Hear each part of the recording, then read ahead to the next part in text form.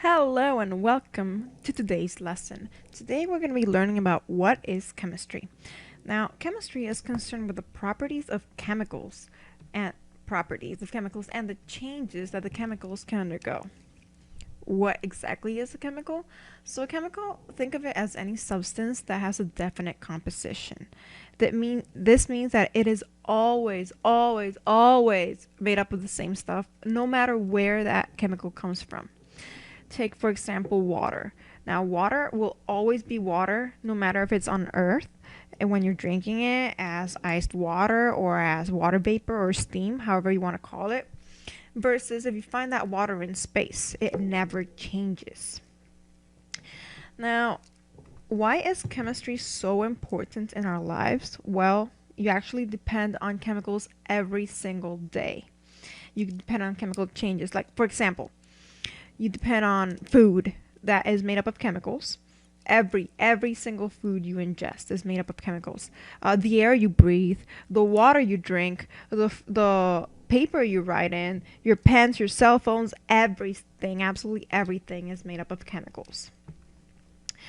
Now, we're going to talk about what happens to chemicals. And chemicals actually undergo changes. And when a chemical changes, that is called a chemical reaction. Now, a chemical reaction is the process by which one or more substances change to produce one or more different substances. If you think about chemical reactions happening all around you, think of when your mom cooks food or your dad. When you actually strike a match to light a candle, even when you're using a cell phone, like you might not know it, but the battery inside your cell phone has to undergo chemical reactions in order to power up your cell phone and every electronic in your house. The batteries in general, I mean. So, also think about plastic. Plastic is very common all around us, especially here in the United States. So, like Tupperware, for example. So, plastic isn't made like that. Like, you can't find plastic in nature. Plastic actually comes from petroleum, which is a dark, viscous substance that we have to mine from the earth. And that petroleum, you can make a lot of things with petroleum. Like, for example, gasoline, too. You can make it from petroleum.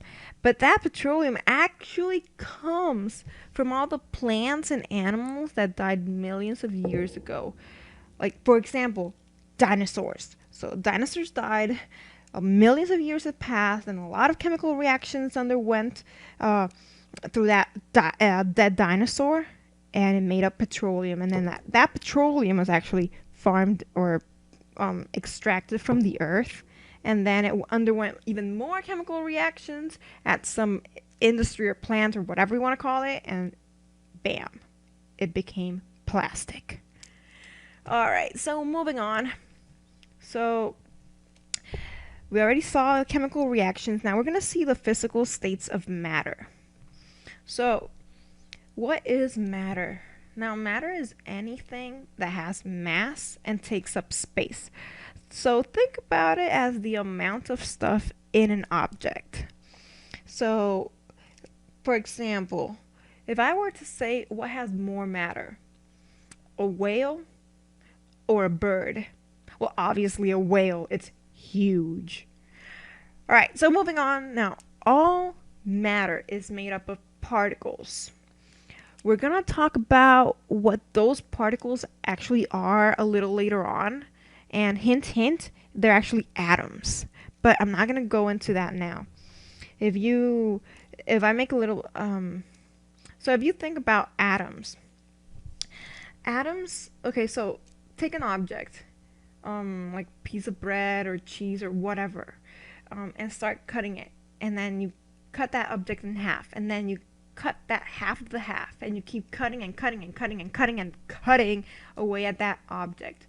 Eventually, you like if you have something small enough, you're gonna be able to get to the atoms. Now, the atoms are what makes up and I'm saying everything around you. So atoms are everywhere, from food, air, water, anything. You are made up of atoms. All right. So going back. Now, all matter is made up of particles, as I said. Now, the type and arrangement of the particles in a sample of matter is what determines the properties of matter. For example, there are lots of states of matter, but actually the three most common one is solid, liquid, and gas. Now, I added the fourth one right here. It's plasma, but I'm not going to talk about it just right now. Just think about solid. So if we're going to take water, because water is such a fun chemical. It is a chemical, and you ingest it. Oh my gosh. Okay, so whatever. Going back. So water. Now, water at room temperature, when you drink it, well, guess what? It's a liquid. It's a liquid. Now, if we decide to freeze that water, because I don't know, maybe it's hot and we need ice to cool water, sort of whatever. Then when that water turns into ice, now it's solid. But what if we were to boil the water? Let's say we wanted to cook something. So if we want to boil that water, the boiling water, when it turns into gas or steam or water vapor, as I said, is gas. Now, going back to plasma. Let me erase this arrow. Now, going back to plasma. So, think about fire. So, fire is plasma. Oh, look out. Go outside. Look at the sun. Oh, don't look at it directly. Anyway, the sun is plasma. Why am I not going to talk about it? Because things are going to get a little complicated. That's because plasma are like broken particles, but let's not go into that much detail. So anyway, just remember solid, liquid, and gas for the states of matter. All right, so now the properties of the physical states. Now we're going to define or see what makes up a solid. So again, going back to the example of ice. Now, if I were to draw a cube of ice, just think that's a cube right there. Yeah, sure. Now, if we look at that cube of ice, oh, it's melting a little bit. But anyway, let me erase that because we're not in liquids just yet. Anyway, so there's the ice. We have that ice. If we zoom in the most that we can into that ice, I'm gonna do a little bit later. So if we zoom in, if we have these really cool microscopes, we might be able to see what makes up the ice, like the particles, which are the atoms. So just imagine, bear with me here. So I'm drawing here the ice, like it's zoomed in. Alright, so before I draw the particles, we have to know that solids, they have a fixed volume and shape. So see my cube, it's going to stay as a cube as long as obviously it's cold enough. Now the particles are actually held tightly in place. Now that solid has a rigid structure, meaning it's always going to stay like that. So think about a pen, a pencil. If you throw it or something, it's still going to stay, keeping its shape.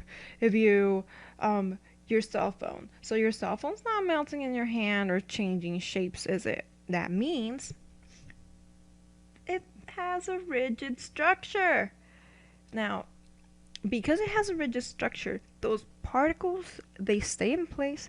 They're held tightly in place and they vibrate in place because all matter is always moving. Like it's a solid, but it's always moving. If it weren't, well, you know what? We would have a very big problem. Anyway, particles vibrate in place. Okay, so now, again, if I were to zoom into that ice and draw, we would think of this little ball as a particle. Now it's made up of a lot of millions of particles. So I'm going to draw more balls right there. Sure. Here we go. Let's look at this little spheres. And there we go. So again, one of these little spheres is a particle. Now, see how I drew them? They're all really tight like held in place right there. Now they vibrate in place, so that's why I'm gonna put these little like quotation marks there. Sure. Anyway, the particles, they vibrate in place. They don't move. A solid is always a solid. I mean, unless you raise the temperature or something. Anyway, moving on. So, liquids. Alright, so we're going to talk about liquids now. Remember, liquids as in drinking water, as in everything you drink, as in the ocean. Okay, so liquids. What's up with them? They don't have a definite shape. You can't pick up water unless you have a container. Therefore, that means that it does not have a fixed shape. Yeah, liquids do not have a fixed shape. They will take the shape of whatever container they are in, or you put them in. However, they do have a fixed volume. This is very, very, very important. Now, both solids and liquids have fixed volume, but a liquid does not have a fixed shape like the solid. The solid will always remain the same shape. I mean, even if you hit or bend a solid, doesn't matter. It's still a solid. It doesn't melt. But the water, it doesn't have a fixed shape. Why? Why does it not have a fixed shape? Well, that's very important because the particles, they are not held together like the solids. The particles, they actually slide past each other. Think of it as when you take some salt or sand or just dirt in general. Just look at the sand, pick it up, and you can see that the sand actually falls through your fingers. So think of the particles like those grains of sand. They will slide past each other. Now, the liquid, as I said, the particles, they slide past each other, therefore it can flow. And again, it takes the shape of its container. So if I were to draw a liquid, let me go to the, okay, wait. There we go. Let me go to the side. So again, remember, these little spheres, they're the particles. So I'm going to draw them like this. Or see how I'm drawing them a little bit more separate? A little bit more separate. That's because they actually have space to slide past each other. They're not as, again, they're not as held tightly in place as the solids. So I'm going to draw just a couple of spheres here. Okay, so I drew this because look, it's moving. They're sliding past each other. So think of I'm going to see, this is a liquid. So zooming in, those little spheres, they're moving past each other. Remember that. Okay, so now gases. Gases, think of the example of water vapor or steam. Gases, they do not have a fixed volume, nor do they have a fixed shape. Unlike solids or liquids, they don't have any of the two. Remember, no fixed volume. So solids did have a fixed volume, liquids did have a fixed volume, but gases do not. Now, they do not have a fixed shape either. Again, solids do have a fixed shape, liquids do not have a fixed shape, nor do the gases.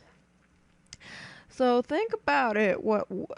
When you breathe in all that oxygen, so you're not breathing in the solid. No, that will be a very, very bad thing, and you will actually choke if you were to breathe in a solid or a liquid. Now, the gas particles are actually weakly attracted to each other. They're floating all around in space. They're moving so fast, unlike the solids. So if we were to think about how fast particles were moving, the solids would be the slowest, followed by the liquid, and then the gases. The gases are moving like crazy. They don't want to be like next to each other. So that's why they're weakly attracted. Now, again, okay, so they do move independently of each other at very, very high speeds. and gases will fill any container they occupy. So if we were to draw the gases, so I'm going to put one sphere over here, and then one all the way over here, and then another one all the way over here. So let me separate. So remember, this one was liquid, and this is the gas. So they're going like really fast, and then they bump into each other, and then they keep moving extremely fast, but they're not attracted to each other. Or very weakly, though. Excuse me. Okay, so plasma. I said we're not going to really dwell much into plasma. So just remember, plasma, they're broken particles. They are charged. That means they're charged. You're going to discuss that later. We're going to discuss that later on, so I'm not going to go too deep into that. Now just remember, plasma, you can see it in the form of fire in the sun. I mean, the sun's extremely hot and it's fire. You may even see them as nebula in space. So, I mean, if you don't know what a nebula is, just go right now, open up your internet browser, put in nebula, and Google search that. And Google search that image, and you're gonna see how beautiful they are. Okay, moving on. Now, changes of matter. As I said, matter does go through several changes, or it can go through several changes. We're gonna put them in two different categories: the physical changes and the chemical changes. Now, physical changes, the identity of the substance does not change ever. Never, ever, ever. So the arrangement might actually change, or the location or the speed of the particles that make up the substance. Now they may change. As in, for example, let's say I break a pencil. It's still a pencil. It's just broken. I cut paper. It's still paper. I just cut it. I mean, it didn't change into anything. Ice melting. So from when ice goes from ice to water, it's a physical change. Why? Because it's still water. You can just take that water, put it back in the freezer, and freeze it all over again. It's still water. What else? So yeah. Oh, sugar. Sugar. When you dissolve it in anything, in coffee or tea or whatever you want to dissolve it in, same as salt. If you evaporate whatever substance is in, like let's say I took sugar, put it in water, or salt, put it in water, and then evaporate the water, what you're gonna see on the bottom is actually those sugar or salt crystals. Amazing, isn't it? How about crushing a rock? Like whenever you're breaking anything, you're not changing the aspect of it or the identity of the substance. Now, if it were to undergo a chemical change, the identity of the substance does change, and then a new substances form. Important, a new substance is formed. So think about it. Anything that involves burning, when you burn something, when you burn a paper, when you burn a leaf, whenever you're burning something, that actually undergoes a chemical change, because that will turn into ash, or whatever you're gonna burn turns into ash or something else.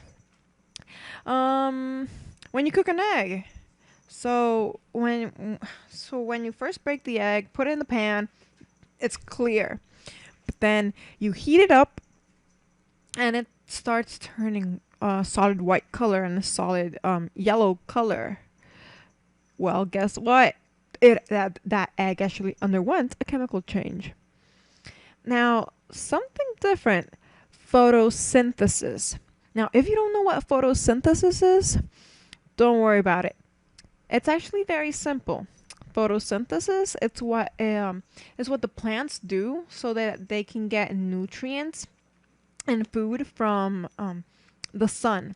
So the sun will shine onto the plants, and then the plant will use that energy and then convert everything. It will use the energy from the sun and then grab some nutrients from the soil and the water, and then it'll convert everything. And actually, you know what? It will turn into sugar. And that's how the plant is able to power up itself. A similar process actually goes on, similar, not the same, goes on in our bodies. We need nutrients and things, and then we convert them so that we can convert them into energy, so that we can power up our bodies and go about our day. Now moving on. Oh, remember, explosions too. Anything that explodes, that's a chemical change. All right, so if you look here at this point that I just pointed to. So we have mercury 2 oxide. This little arrow right here. And then we have mercury plus oxygen. So what does that mean? That means that mercury 2 oxide, which is a reactant, actually decomposed, and then it turned into mercury and oxygen. So this whole thing is a chemical reaction. That's how we write chemical reactions on pen and on paper. I'm sorry, on paper. So for a chemical reaction to be written, we have to write a reactant, which is whatever is written before the arrow. So before the arrow. And then let me erase all of this so we can see it better. So everything before the arrow right here is the reactant. Now we have to write the arrow. So the arrow means that a chemical change occurred. So everything after the arrow, those are the products. That is what we're going to have after the chemical reaction has occurred. And in this case, it's mercury and oxygen. All right. So I said reactant. So reactant is a substance or molecule that participates in a chemical reaction, and the product is a substance that forms in a chemical reaction. Those two are completely different things. That's why, again, a chemical change occurred. So how do we know if a chemical change occurred? Well, you know what? We actually have a couple of categories.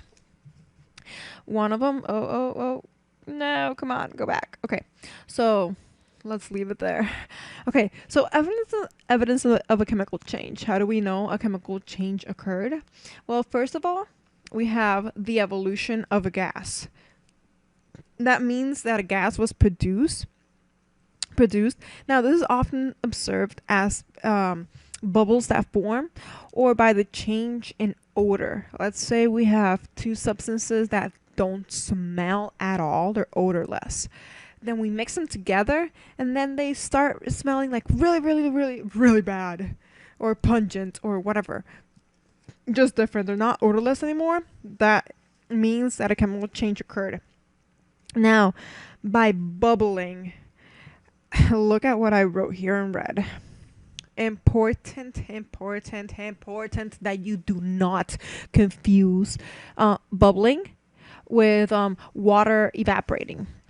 So if I were to take some water, put it on the stove, and then crank up the heat to high, yes, we would see water.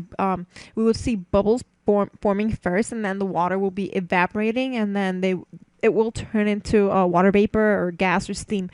But this is not a chemical change, because if you lower the temperature once again, the water condenses back and forms liquid water. Again, the identity of the water did not change. Therefore, this is not a chemical change. How do we know bubbling indicates a chemical change? Well, remember, I don't know if you guys ever did the traditional science fair project that involved the volcano, where you actually took some vinegar, some baking soda, and then maybe you decided to put some little red dye. Well, whatever. When we take vinegar and baking soda, put it together, it will start bubbling, and like a lot of foam will develop. Well, guess what? That is indeed a chemical change because you have vinegar and you have baking soda. They mix together, and those bubbles are actually carbon dioxide being released. Now, carbon dioxide, guess what? Where else do we know carbon dioxide from? All right, we breathe it out. You breathe in oxygen and you breathe out carbon dioxide. What does that tell you? If you breathe in oxygen and then you breathe out carbon dioxide, well, guess what? Chemical changes are occurring even inside your body. That's amazing, isn't it? All right, so next category for chemical change. So, formation of a precipitate. So, what is a precipitate? Precipitate is something that, for example, we have two solutions that are clear, like they're clear, they don't have a color or anything. And then we mix them together, like in this picture. So this is clear and this is clear. Right. And then we mix them together and look at this. It's yellow, it's cloudy, that's actually a solid. That's amazing. You mix two liquids and you get a solid. What? Okay. So, formation of a precipitate. When two clear solutions are mixed and they become cloudy and or change color, then a precipitate has been formed. I put a little description here at the bottom of the picture. It says that these two chemicals are actually, one of them, let's say this one is sodium sulfide.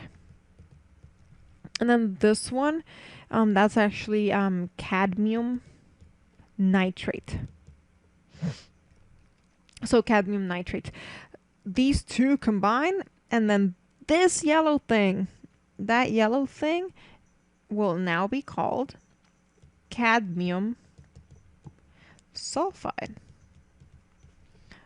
Oh, what did we do? Look, we took this name. Oh, wait. Oh, I'm sorry. There we go. Yeah, we took this name, cadmium, and we added it to sulfide and we had cadmium sulfide. I mean, we don't lose anything, but that's more complicated, and I'm not gonna go deep into that. You're gonna learn that later on. It's actually really fun. Anyway, we had these two clear solutions or chemicals, and they formed a solid yellow precipitate. Another thing, another category for that indicates a chemical change has occurred: release or absorption of energy. So, change in the temperature or the giving off of light energy, that's actually a chemical change.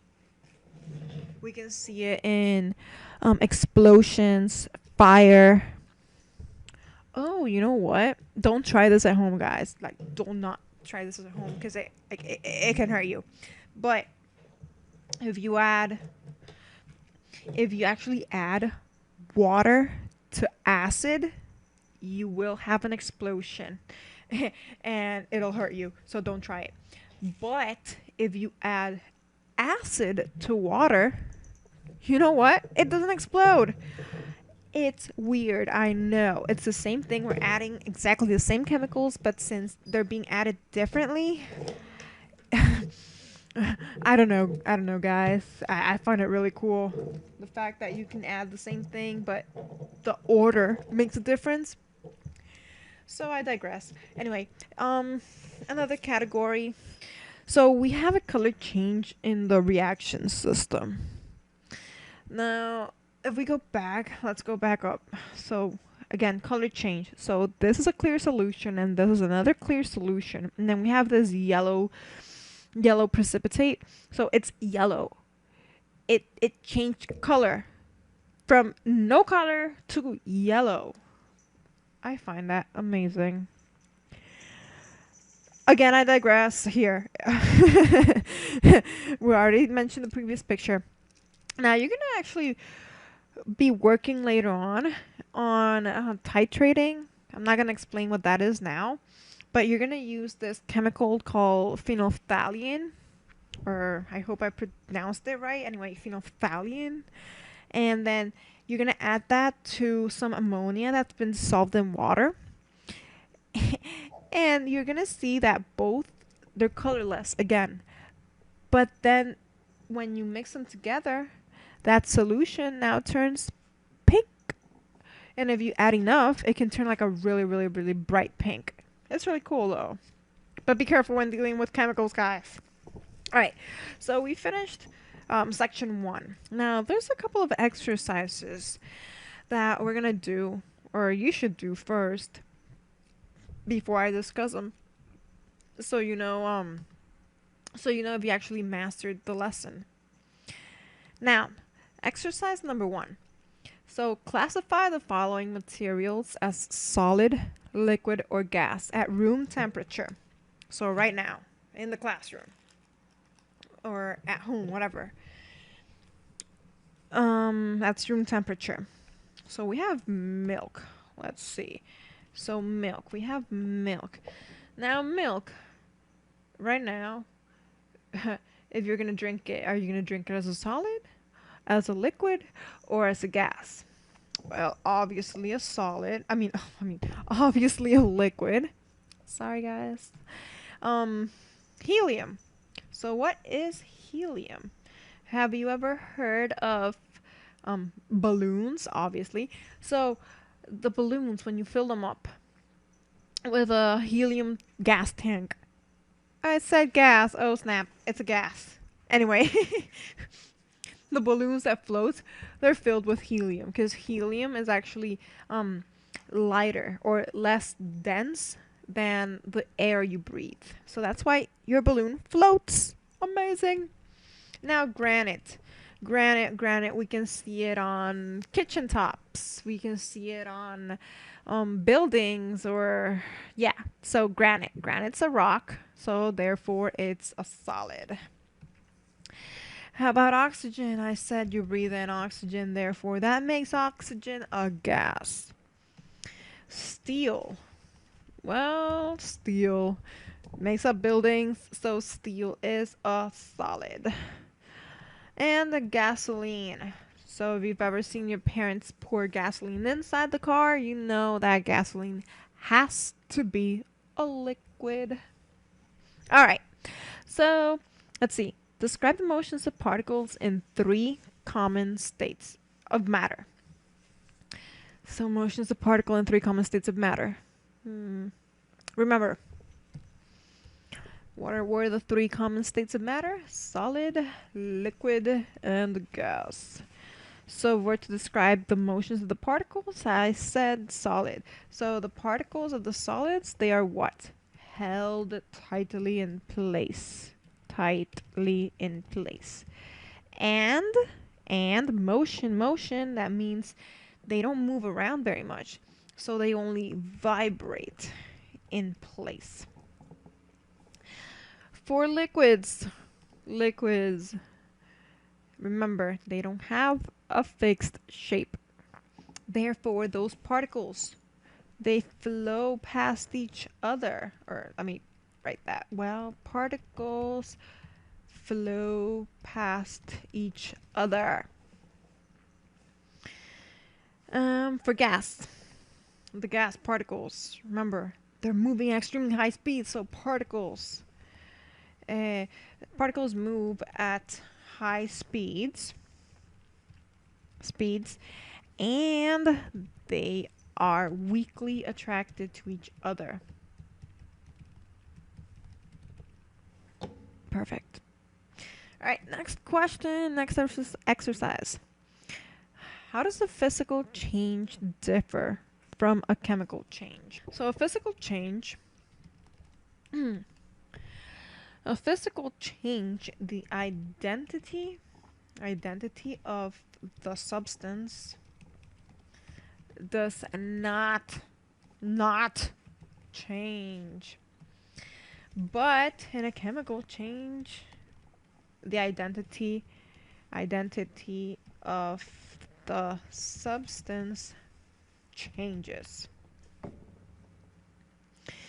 Moving on. There are a couple more. I remember there are a couple more things that I identifies a chemical change is occurring. Now, give 3 examples of physical changes.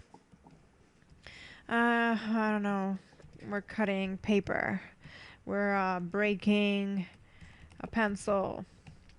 We are smashing a rock or glass.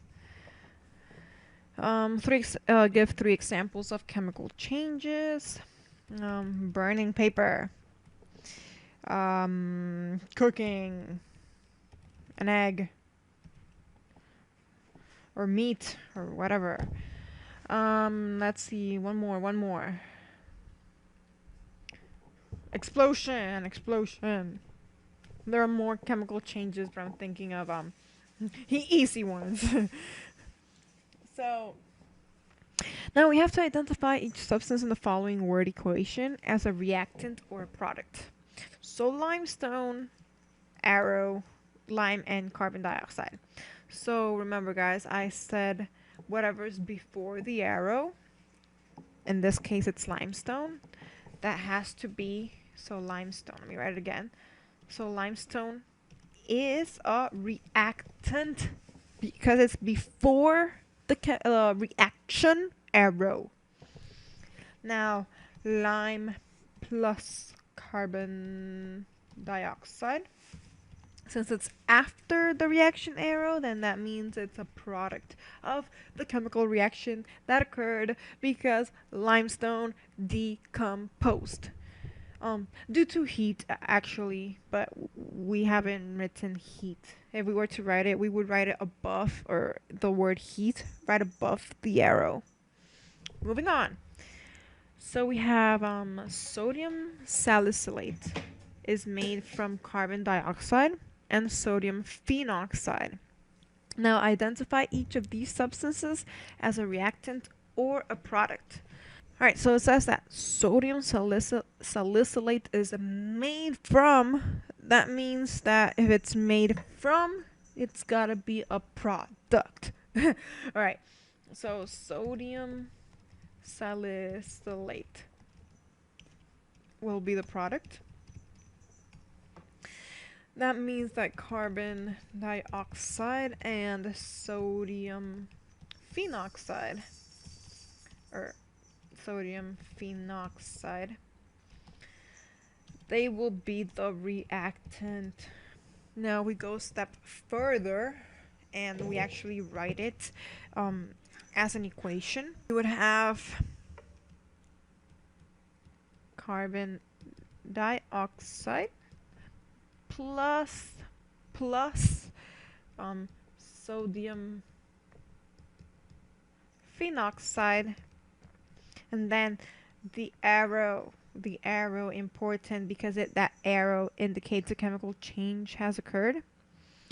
So we have the product, which is sodium salicylate. Remember, this is the product. And these are the reactants. Plural. There we go. Okay, so next, list 4 observations that suggest a chemical change is occurring.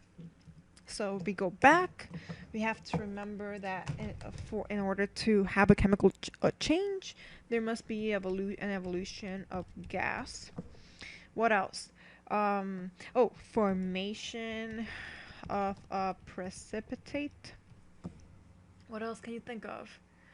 There was a changing color. Let's go back. Let's see, that was correct. See? Color change in the reaction system. And as you can see, the next one or last one is the release or absorption of energy. So here we go. Release or absorption of energy. There you go. Next. Explain why neither liquids nor gases have permanent shapes. So think of the little spheres I drew. How are they? Remember, the solid, I mean, the liquids or gases, um, they do not have a fixed shape. Why? Why? Well, because their or molecules, I'm going to put particles. Their particles are not as attracted to each other as they are in the solids, nor are they held in place. So they're not held in place either. They're not really attracted to each other. I mean, just do remember the liquids are a bit more attracted to each other. The particles of the liquids are more attracted to each other than the gases. Okay, so moving on. Steam is sometimes used to melt ice. Is this change physical or chemical? You guys tell me. Physical or chemical? It's gotta be physical. Why? As I said, if the ice melts, that means that the temperature has risen. That's why it melts. But if you lower the temperature back down, it actually forms back into ice. Cool. Anyway, that's same thing happens for every single state of matter. If you raise the temperature high enough, everything will actually eventually turn into a gas. But they are ridiculously high temperatures for some of the solids. Anyway, so I said physical. Next, mass does not change during a chemical change. It is the same true for a physical change. Explain your answer and give an example. Mass. What was mass? So remember that mass is like kind of, not exactly too, but kind of like what makes up matter. It is what makes up matter. Anyway, think of it as how many particles maybe there are in it. Let's see. So matter. What was matter? What was matter? Let's see if you guys remember. So matter, anything that has mass and takes up space. Think about it as the amount of stuff in an object. Mass will be like how much space it takes up, like maybe how much it will weigh. I don't want to use that word. I don't want to use weigh because that the weight of an object is actually dependent on where that object is. As in, for example, it's dependent on gravity. So let's say somebody weighs 100 pounds here on Earth. They would actually weigh around 60 pounds on the moon, but no, they didn't lose mass. It's just the gravity is different. The gravitational pull of the celestial body is different. So going back to the question, mass does not change during a chemical change. Is the same true for a physical change? Well, you know what? No. No.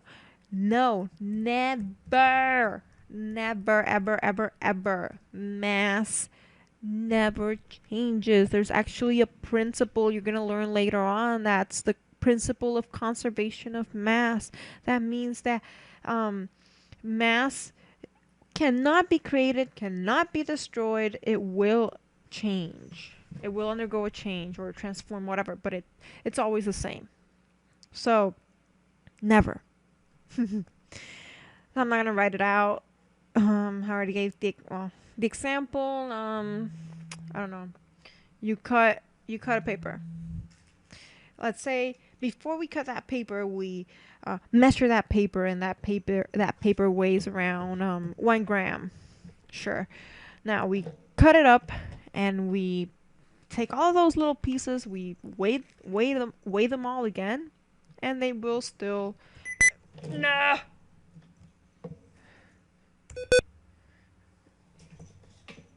They will still measure 1 gram.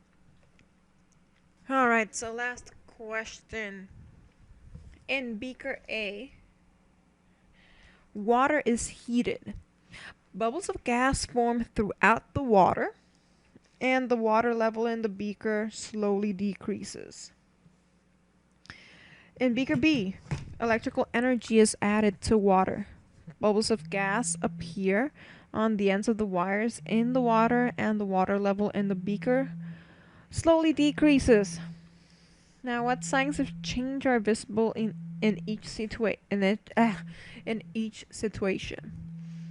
Well, signs of change. Bubbles formed. Gas formed. Or bubbles because of gas forming. Um, and the water level decreased. Now, what type of change is happening in each beaker? Explain your answer. So, is it a physical change or a chemical change? It's still a physical change. Both of them are physical. One, you heated the water via, I don't know, a stove. In the other one, you added electrical energy.